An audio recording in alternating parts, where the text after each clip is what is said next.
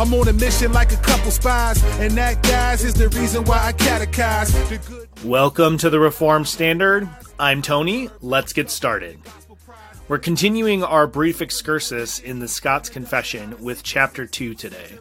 It's titled Of the Creation of Man, and it reads, "We confess and acknowledge this our God to have created man, to wit, our first father Adam, to his own image and similitude, to whom he gave wisdom, lordship, justice, free will, and clear knowledge of himself, so that in the whole nature of man there could be noted no imperfection, from which honor and perfection man and woman both did fall, the woman being deceived by the serpent, and the man obeying the voice of the woman, both conspiring against the sovereign majesty of God, who in expressed words had before threatened death if they presumed to eat of the forbidden fruit."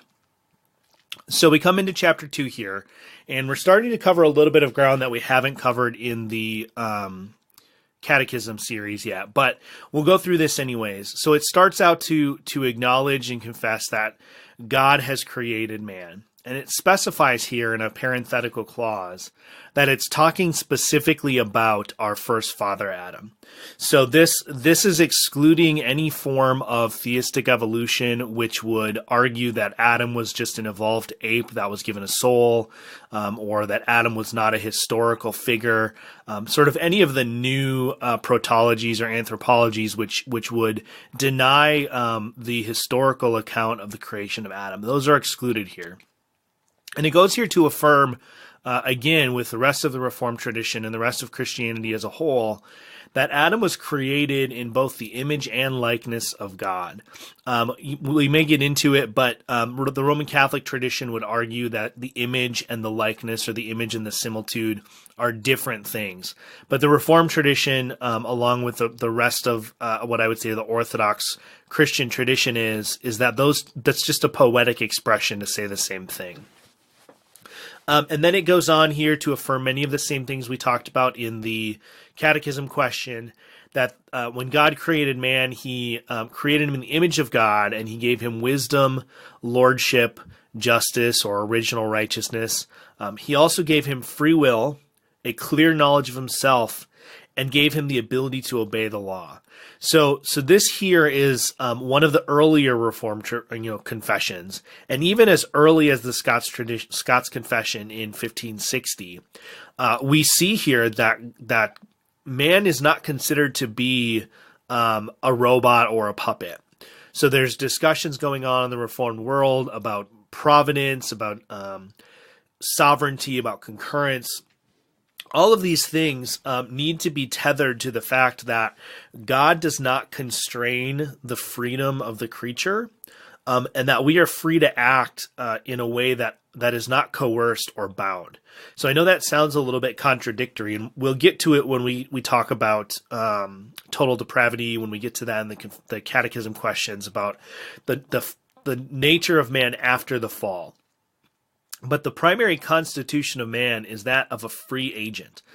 So it's not as though God and humans share sort of an agency pie. And so if my piece of the pie is bigger, then God's piece is smaller, or vice versa.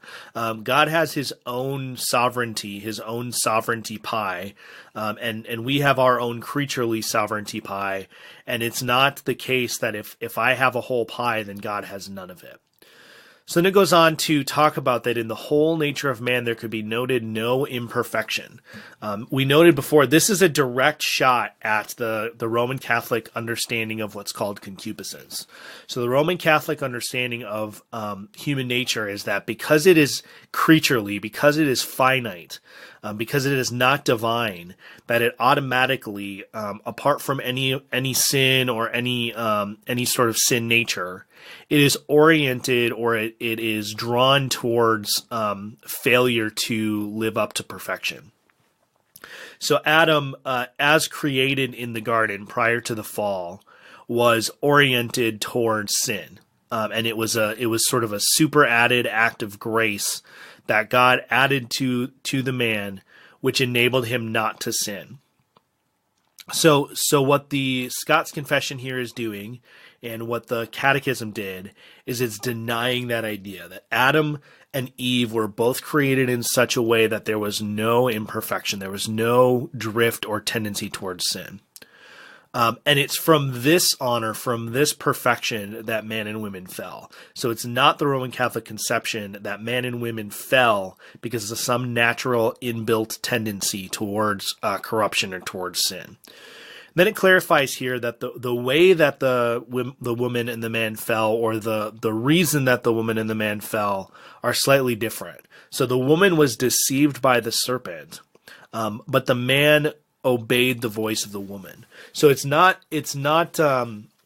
too far of a stretch here to be saying that woman sort of fell unknowingly. Eve fell because she was unaware of the consequences, because she had been deceived by the serpent. But the Scots Confession here is saying that man obeyed the voice of the woman. So there's no denial here. There's no hint that the man did not know exactly what he was doing. Now, why exactly that is, how exactly that unfolds, is something for a different discussion. But it's important to note that the Scots Confession here makes the distinction.